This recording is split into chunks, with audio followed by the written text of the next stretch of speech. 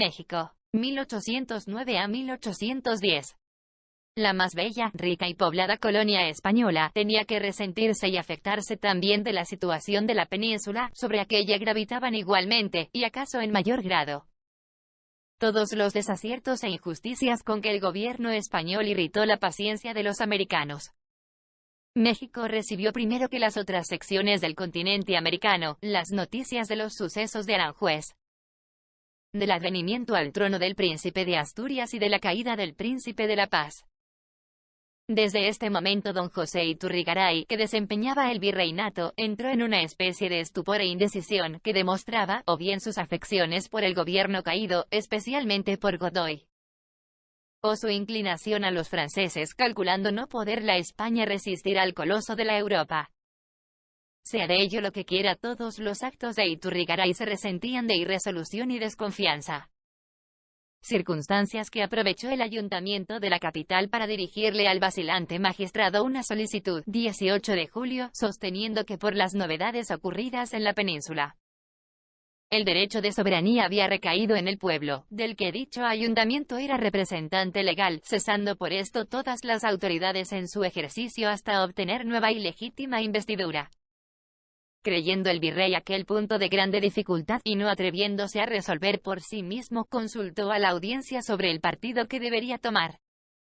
Este cuerpo fue de dictamen opuesto a la pretensión del ayuntamiento, y el virrey quedó aún más lleno de dudas y perplejidades, cuando recibió una más enérgica insistencia del mismo ayuntamiento. No obstante la nueva oposición de la audiencia, vino a decidir Iturrigaray formar una junta, en la que admitió como vocales a un crecido número de americanos, así como a algunos europeos, entre los que figuraron los mismos oidores y alcaldes de corte. Dos individuos del ayuntamiento, Azcárate y Verdad, dice Mesa y Lompard, le sugirieron la idea de ponerse a la cabeza de un gobierno provisional. Y estos proyectos se discutieron en 3 reuniones de los notables del 9 y del 31 de agosto y la del 1 de septiembre. En la tercera reunión, los patriotas estuvieron en mayoría y se resolvió no reconocer ninguna Junta de España. Los patriotas avanzaron hasta pedir la reunión de un Congreso Nacional y encargaron al padre Melchor Talamantes una memoria sobre este asunto, que dedicaron al ayuntamiento. Tan sospechoso se había hecho Iturrigaray a los españoles residentes en la Ciudad de México, que resolvieron prenderlo y asegurarlo 15 de septiembre de 1809, enviándole inmediatamente a España, 21 del idem, para que se le juzgara. Este duro procedimiento estaba apoyado por la audiencia, que le miraba como adicto a los franceses, y por entonces muy inclinado a los americanos. La audiencia nombró interinamente al brigadier don Pedro Garibay, hombre débil y sin conocimientos en la ciencia del gobierno, pero muy a propósito para ejecutar ciegamente los consejos y determinaciones de aquel tribunal, que desde luego hizo capturar a Verdad y Azcárate en unión de otros patriotas a quienes supusieron partidarios del destituido virrey. Tanto los apasionados informes de la audiencia como las denuncias hechas a la Junta Central contra Iturrigaray por varios españoles influyentes residentes en la capital, hicieron que se aprobara en España su destitución y aún se nombró para reemplazarlo al arzobispo don Francisco Javier Lizana, acaso el hombre menos a propósito por su extrañeza en la política, y más aún por su falta de energía en momentos en que las cabezas estaban agitadas y el corazón de los patriotas listo para emprender la lucha por la independencia. Bien pronto se vio lo inconveniente de tal nombramiento. A fines de 1809 se descubrió el proyecto de una conspiración que debía estallar en Valladolid. Y como faltaba al virrey la expedición propia para descubrir todo el plan y a sus autores, se vino en conocimiento de que no era aquel benemérito prelado el que convenía, pues, que no pudieron hallarse sino incompletos comprobantes de la complicidad del capitán Obeso de Aguirre y de don Mariano Michelena, a quienes no se pudo, por la escasa habilidad y falta de vigor del arzobispo virrey, imponerles pena alguna, remitiendo cuando más a Michelena a la península. Ocurrieron con muchos memoriales a la central denunciando el caso varios españoles. Estos anunciaban males terribles y continuaba a la cabeza del gobierno aquel pacífico prelado, y la Suprema Junta dispuso entonces encargar a la audiencia de las funciones del virrey. Mas eran aquellas circunstancias ya tan críticas por la decisión de los patriotas en cuanto a empeñar la lucha, que la audiencia misma, tan oficiosa en acusar de debilidad a los anteriores mandatarios, se vio ahora fatigada por la gravedad de la situación. Un nuevo plan de conspiración iba a ponerse en obra, contábase con el pueblo bajo más interesado en México que en ninguna otra sección de América contra las clases elevadas llenas de riqueza y comodidad. Cuando la gente de los campos y la desposeída de la misma capital gemían en la pobreza más desesperante. Este estado de cosas, dice el historiador últimamente citado, excluía completamente en México la posibilidad de una revolución pacífica, hacia la cual tendían los esfuerzos de todos los liberales reflexivos y prudentes de las demás provincias, es decir, de los moderados de América. Aquella insurrección se había concertado entre los fervorosos patriotas don Ignacio Allende, don Juan Aldama y don José Mariano Abasolo, quienes estaban entendidos con el presbítero don Miguel Hidalgo, cura del pueblo de Dolores. Las excelentes condiciones de este sacerdote le habían colocado en situación de gozar de una inmensa popularidad, tanta cuanta fue necesaria para levantar de un solo golpe y sin grande esfuerzo una masa de cerca de 80.000 hombres. 17 de agosto. Tan luego como se trató de establecer la Junta, 16 de septiembre, revolucionaria e ingresar en la vía de independencia. Hidalgo, a la cabeza de una numerosa, aunque indisciplinada turba, se dirigió a San Miguel el Grande a unirse con el coronel Allende, uno de sus mejores auxiliares. El teniente general don Francisco Javier Venegas, nombrado virrey de México, acababa de arribar 14 de septiembre, al declararse tales novedades. El 17 del mismo mes, nombró de jefe de las fuerzas regentistas al brigadier don Félix Calleja, haciéndole seguir inmediatamente a Querétaro, así como al conde de la Cadena. A unirse ambos al corregidor de dicha ciudad a fin de organizar un ejército que oponera a las huestes tumultuarias de los revolucionarios. Lo que se ha llamado el Grito de Dolores, o sea el pronunciamiento armado de Hidalgo, produjo una alarma general, consternando a gran parte de los españoles y demás partidarios de la regencia. Cundió con rapidez aquel movimiento en las poblaciones de Acámbaro, Salamanca, Celaya y Valladolid, que simpatizaron con los planes de Hidalgo. Marchó sobre Guanajuato por la importancia de esta ciudad y cuando no se creía encontrar resistencia aquí, se halló que su corregidor don Juan Antonio Riaño, ocupando una especie de fortaleza denominada la Alhóndiga Nueva, resistía aunque sin esperanza, a las fuerzas de la Junta. El 28 del memorado septiembre una parte de estas fuerzas atacó las posiciones del corregidor, quien sostuvo el combate 2 horas pero atravesado por una mala y desalentada su tropa, hubieron de rendirse a discreción. Desgracia fue que Hidalgo no pudiese reprimir del todo los salvajes instintos de una turba vencedora, y que ésta se hubiese lanzado a cometer algunos atropellos porque ejecutados no se atribuyeron a la natural propensión que de ordinario se advierte en las tropas indisciplinadas, sino que se creyó que la mano del jefe las estimulaba, cediendo a sentimientos depravados. Así por lo menos lo sostiene el historiador Torrente, tan indulgente frecuentemente con los realistas como severo e implacable con los patriotas. 2.000 víctimas de la fidelidad y constancia a la madre patria fueron sacrificadas a la hazaña y venganza de los revolucionarios, otras 2.000 fueron sepultadas en estrechas prisiones. 1,5 millones de pesos fueron el fruto de la victoria. La ciudad presentaba el aspecto más horroroso. Grandes habían sido los desastres cometidos en los primeros puntos en que había estallado la insurrección, especialmente en Celaya y Acámbaro. Pero nada igualó a la ferocidad que dirigió la mano de aquellas sacrílegas gentes contra la desgraciada ciudad de Guanajuato. El cura Hidalgo, cual otro Nerón, presenciaba la ruina y devastación de uno de los pueblos más ricos e industriosos de la Nueva España. Conceptos semejantes prodigados con más o menos injusticia encontramos a cada paso emitidos por el mismo historiador contra todos los patriotas, así como lisonjas proferidas a toda hora, en todos los momentos, a favor de los realistas que más se distinguieron por su crueldad y bárbaros procedimientos con los americanos. ¿Qué concepto podemos tener, qué aprecio podemos hacer de las aseveraciones venenosas y apasionadas de Torrente? Lo repetimos, Hidalgo no pudo contener del todo los impulsos salvajes de su gente victoriosa. Hubo atropellos y violencias, consecuencia inevitable de la indisciplina de aquellas montoneras, y resultado forzoso de la inexperiencia del jefe, más de ninguna manera imputables a malos procederes de Hidalgo, quien por otra parte dejó recuerdos de sentimientos generosos.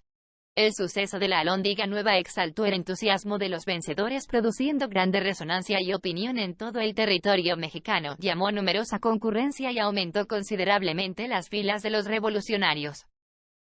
De las provincias de Guadalajara, México y de otros muchos pueblos afluyeron en tropel con decisión extraordinaria a incorporarse entre los partidarios de Hidalgo, a contribuir al triunfo de la causa de la independencia. El 17 de octubre salió la Fuerza Revolucionaria de Guanajuato para Valladolid, cuya ciudad se hallaba conmovida y bien dispuesta a coadyuvar también al cambio que se esperaba.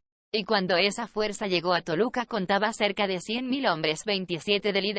Angustiosa era la situación del virrey, mas no por esto se abatió. Desplegando una recomendable actividad, hizo salir en dirección a Querétaro la columna de granaderos, constante de 1000 plazas, al mando del coronel José María Jalón, juntamente con el regimiento de dragones a órdenes de don José Miguel Emparán, cuyas tropas obrarían bajo la dirección del conde de la Cadena, como comandante en jefe. De acuerdo con el brigadier Calleja, para Valladolid hizo salir varios cuerpos a órdenes de los coroneles conde de Casa Real y de don Diego García Conde. Estos fueron sorprendidos y capturados por una parte de los soldados de Hidalgo en el distrito de Acámbaro. Este desastre hizo pensar a Venegas que los revolucionarios marcharían sobre la capital, por lo que tomó las más activas medidas de defensa, haciendo salir alguna fuerza a órdenes del brigadier don Torcuato Trujillo a situarse en el Cerro de las Cruces, paso obligado para la capital a fin de detener, o por lo menos de entretener la llegada del enemigo, y tomarse tiempo para levantar baterías, exaltar el espíritu de los habitantes por medio de proclamas, y ejecutar otros hechos que le diesen alguna esperanza de resistir por algunos días.